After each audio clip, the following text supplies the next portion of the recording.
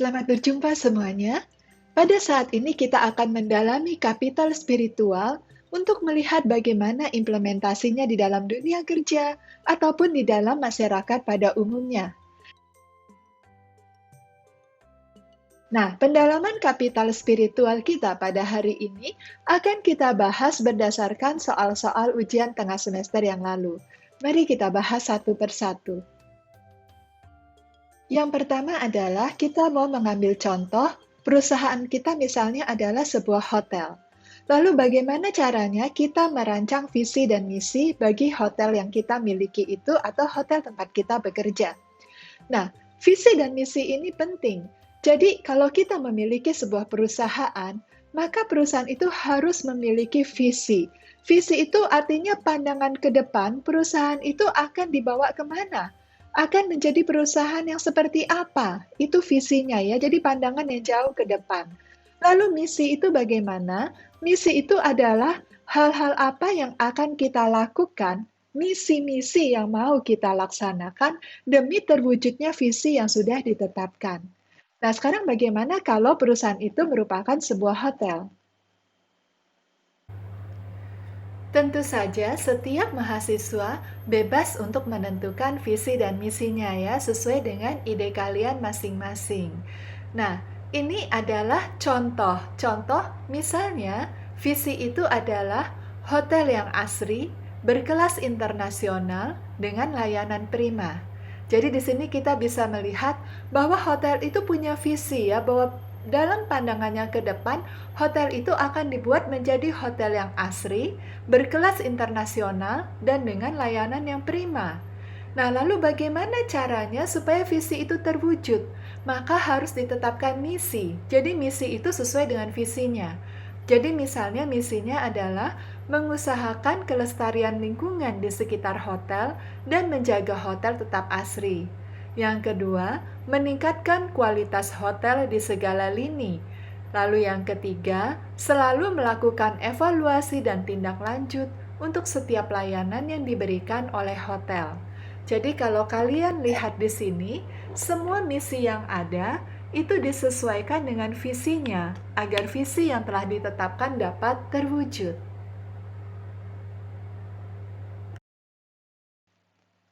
Nah, agar dapat menjalankan misi-misi kita supaya visinya itu dapat terwujud, maka di dalam diri seluruh anggota perusahaan, mulai dari karyawan yang level paling rendah sampai paling tinggi, itu harus ditanamkan nilai-nilai. Nilai-nilai apa? Nilai-nilai spiritual yang ada di dalam diri sehingga setiap orang itu ketika dia bekerja, ketika dia memutuskan, ketika dia bertindak, itu berdasarkan nilai-nilai yang dihayatinya. Nah, penanaman nilai-nilai ini tentu harus kita lihat sebisa mungkin agar dapat mewujudkan visi dan misi, tetapi dengan mempertimbangkan latar belakang dari karyawan masing-masing. Jadi, jangan sampai misalnya seorang karyawan atau mayoritas karyawan memiliki latar belakang tertentu, lalu kita menanamkan nilai-nilai yang ternyata bertabrakan atau tidak sesuai dengan latar belakang budaya mereka. Nah, kalau hal itu terjadi, maka tentu kita harus melakukan beberapa tindakan. Yang pertama, misalnya memberikan pengertian-pengertian agar terjadi kompromi antara nilai-nilai yang ingin kita tanamkan dengan latar belakang budaya yang mereka miliki. Atau yang kedua, kita tidak memaksakan diri menanamkan nilai-nilai itu, tetapi mencari nilai-nilai yang lain yang bisa mewujudkan visi misi perusahaan kita, namun tidak bertentangan dengan latar belakang budaya mereka. Kita ambil contoh, misalnya, jika para karyawan mayoritas berusia muda dan beragama Kristiani, nilai-nilai apa yang akan ditanamkan ke dalam diri karyawan untuk mewujudkan visi dan misi perusahaan hotel Anda? Nah, jawaban ini tentu bebas ya. Kita bisa menjawab apa saja yang jelas sesuai dengan visi dan misi yang sudah ditetapkan, serta sesuai dengan jiwa muda dan agama Kristiani. Jadi contohnya nilai-nilai yang mau ditanamkan di dalam diri para karyawan itu adalah nilai-nilai cinta alam, kemudian semangat melayani, lalu disiplin, jujur, cinta kasih kepada sesama, kerja keras, dan lain-lain. Nah, nilai-nilai inilah yang perlu ditanamkan di dalam diri karyawan agar visi dan misi kita dapat terwujud. Dan nilai-nilai ini tentu saja sesuai dengan semangat muda dan sesuai dengan agama Kristiani. Dengan demikian, nilai-nilai spiritual yang hendak ditanamkan itu misalnya adalah mengajak seluruh karyawan untuk mengasihi Tuhan lewat pemeliharaan lingkungan dan melayani sesama. Lalu bersyukur kepada Tuhan yang diungkapkan lewat kesungguhan dalam bekerja. Kesungguhan dalam bekerja ini dengan disiplin, kerja keras, dan jujur. Apabila Anda berada di bagian HRD perusahaan atau berada di bagian level pimpinan, hal ini penting untuk Anda pelajari dan sadari. Jadi pertama, tetapkan visi dan misi perusahaan mau dibawa kemana, lalu tetapkan nilai-nilai yang mau ditanamkan. Apabila sekelompok orang menghayati nilai-nilai yang sama, maka akan muncul budaya organisasi di antara sekelompok orang tersebut. Jadi misalnya saja, ada nilai cinta lingkungan begitu, maka akan muncul kebiasaan-kebiasaan misalnya membuang sampah pada tempatnya yang menjadi budaya organisasi di kelompok masyarakat tersebut.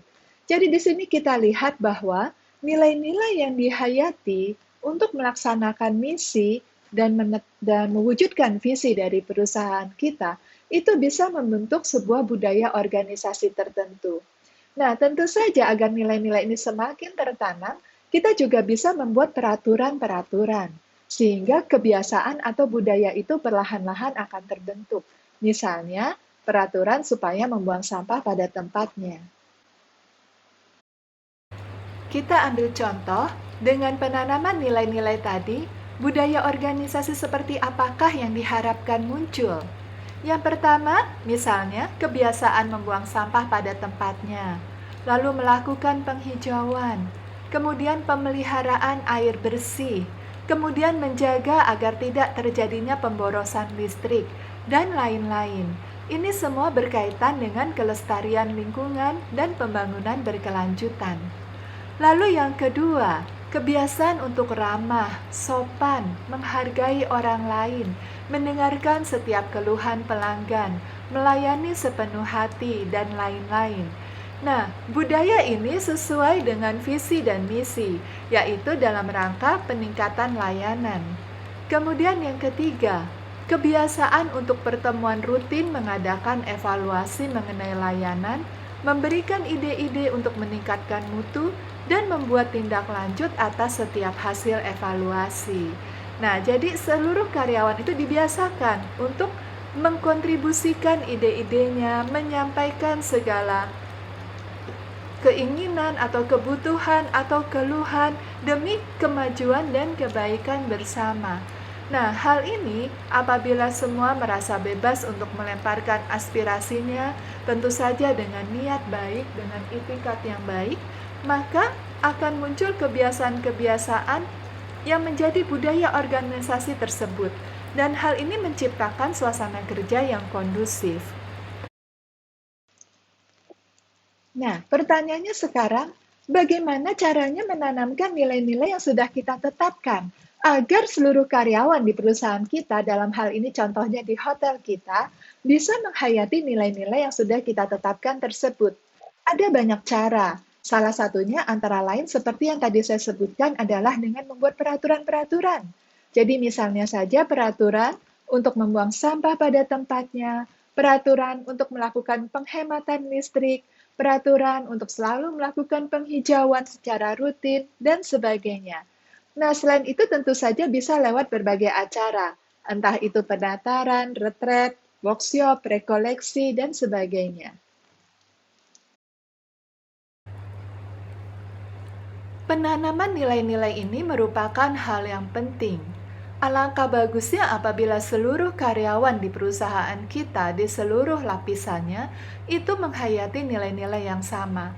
Karena itu perlu dirancang program-program untuk menanamkan nilai-nilai tersebut dalam berbagai bentuknya. Bisa retret, rekoleksi, workshop, seminar, briefing, penataran, dan sebagainya. Semua program-program itu tidak lain memiliki tujuan untuk menanamkan nilai-nilai yang telah kita tetapkan. Apabila seluruh karyawan menghayati nilai-nilai yang sama, maka ketika mereka bertindak, ketika mereka membuat keputusan, nilai-nilai itulah yang ada di balik tindakan dan keputusan-keputusan mereka. Juga nilai-nilai inilah yang mengatur bagaimana para karyawan itu saling berinteraksi dan berelasi. Juga nilai-nilai inilah yang membuat atau melatar belakangi bagaimana hospitalitas para karyawan terhadap para tamu.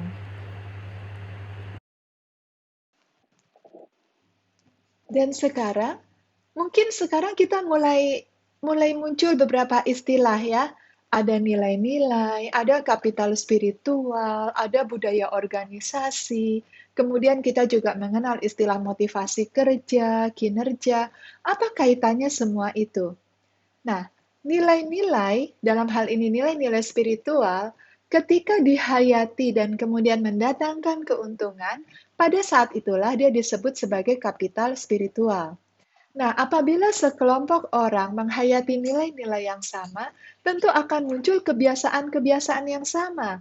Mengapa? Karena mereka membuat keputusan, mereka bertindak, mereka berinteraksi dan berelasi, itu berdasarkan nilai-nilai yang sama, sehingga muncul sebuah budaya yang ada di organisasi tersebut. Nah, budaya organisasi yang dihayati bersama-sama, dijalankan bersama-sama, itu akan menciptakan suasana kerja yang kondusif, sehingga membangkitkan motivasi kerja di dalam diri para karyawan. Apabila para karyawannya memiliki motivasi kerja yang tinggi, tentu ini berkaitan dengan kinerja. Oleh karena itu, kita lihat betapa besar keterkaitan satu sama lain. Oleh karena itu, ketika Anda sedang menjalankan sebuah perusahaan sebagai seorang manajer atau seorang pimpinan, tidak bisa asal-asalan begitu saja ya, asal datang, asal dijalankan, begitu ya. Perusahaannya jualan kertas, ya udah tiap hari jual kertas. Perusahaannya punya hotel, ya udah tiap hari sewa kamar. Tidak bisa begitu, tapi harus betul-betul dirancang dan direncanakan sehingga semuanya bisa berjalan dengan baik. Mulai dari penetapan visi dan misi, kemudian penetapan nilai-nilai, lalu dipikirkan bagaimana cara menanamkan nilai-nilai tersebut, sehingga akhirnya tercipta budaya organisasi yang diinginkan. Jadi, kapital spiritual menciptakan budaya organisasi yang berlaku di kalangan karyawan. Budaya kerja ini menciptakan suasana kerja yang kondusif yang dapat membangkitkan motivasi kerja para karyawan. Oleh karena itu, karena motivasi kerja yang tinggi, kinerja karyawan pun akan meningkat. Inilah gambaran dari bagaimana nilai-nilai budaya organisasi, motivasi kerja, dan kinerja karyawan saling berelasi di dalam sebuah perusahaan. Selain di dalam perusahaan, kapital spiritual ini juga memiliki peranan yang besar di dalam masyarakat. Di dalam masyarakat misalnya seperti apa? Di dalam masyarakat desa misalnya begitu. Atau di dalam sebuah organisasi PKK misalnya. Atau bahkan di dalam sebuah klub olahraga. Yang jelas, kapital spiritual ini bisa berada di dalam pribadi seseorang, bisa juga berada di dalam kelompok masyarakat. Dan ini selalu berkaitan dengan nilai-nilai. Jadi ketika nilai-nilai yang dihayati mendatangkan keuntungan, saat itulah nilai-nilai itu bisa disebut sebagai kapital spiritual. Karena seperti istilahnya kapital, kapital ini adalah selalu menjadi sebuah modal yang bisa mendatangkan keuntungan. Nah, keuntungan ini bisa dalam bentuk apa saja? Bisa dalam bentuk ekonomi, bisa dalam bentuk pembangunan, bisa dalam bentuk peningkatan kesejahteraan, dan sebagainya. Oleh karena itu, apabila membuat contoh konkret kapital spiritual di suatu perusahaan atau suatu desa, tentu jawabannya bisa bebas ya. Yang penting ada nilai-nilai yang dihayati dan bisa dijelaskan mengapa karena adanya nilai-nilai itu mendatangkan keuntungan. Jadi contohnya, di sebuah desa, masyarakatnya menghayati nilai-nilai kebersamaan, gotong royong, dan saling peduli satu sama lain. Nilai-nilai ini merupakan kapital spiritual karena mendatangkan keuntungan. Keuntungan yang diperoleh desa tersebut adalah Banyak pembangunan yang dilakukan bersama-sama secara gotong royong, seperti pembuatan saluran air bersih, pengerjaan jalan, dan sebagainya, sehingga masyarakat desa dapat menikmati pembangunan di desanya. Hal yang mau saya tekankan di sini, kapital spiritual menjadi semakin penting apabila desa itu berada di tempat yang terpencil, jauh dari jangkauan pemerintah. Ketika pemerintah tidak dapat menjangkau desa tersebut, maka alangkah indahnya kalau desa itu bisa membangun dirinya sendiri. Dalam hal ini, kapital spiritual memainkan peranan yang lebih penting lagi. Kemudian contoh di sebuah perusahaan, misalnya ditanamkan nilai-nilai jujur, disiplin, dan kerja keras. Hal ini merupakan kapital spiritual, karena di antara karyawan muncul rasa saling percaya satu sama lain dan mereka semakin kompak dalam bekerja. Dengan demikian, visi perusahaan dapat tercapai lewat kekompakan para karyawannya. Jadi bisa dibayangkan ya, apabila kita tahu bahwa semua anggota tempat kita bekerja itu jujur, dan itu akan memudahkan bagi kita untuk saling percaya satu sama lain. Rasa saling percaya satu sama lain ini memiliki efek yang sangat besar. Rasa saling percaya itu akan memudahkan terjadinya transaksi. Rasa saling percaya itu juga akan mudah terjadinya delegasi.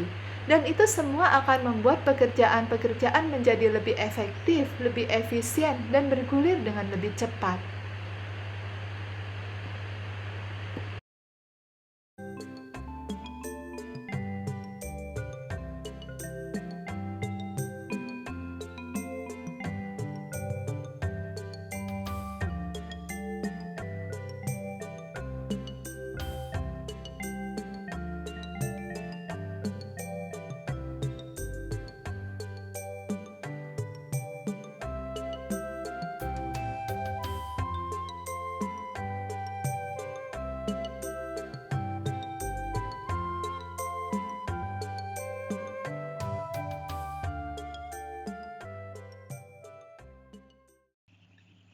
Bisa dibilang kapital spiritual ini merupakan salah satu temuan baru dalam teori ekonomi maupun teori sosial, bahkan psikologi. Oleh karena itu masih belum banyak orang yang membahasnya atau memanfaatkannya. Nah, padahal kita bisa melihat begitu besar peranan kapital spiritual, baik dalam sekelompok masyarakat maupun dalam perusahaan. Oleh karena itu, apabila Anda memahami kapital spiritual ini dan bisa memainkan peranannya dengan baik di dalam perusahaan Anda atau organisasi Anda, maka Anda memiliki nilai plus. Baik, demikian pengajaran kita pada hari ini. Sampai jumpa, Tuhan memberkati.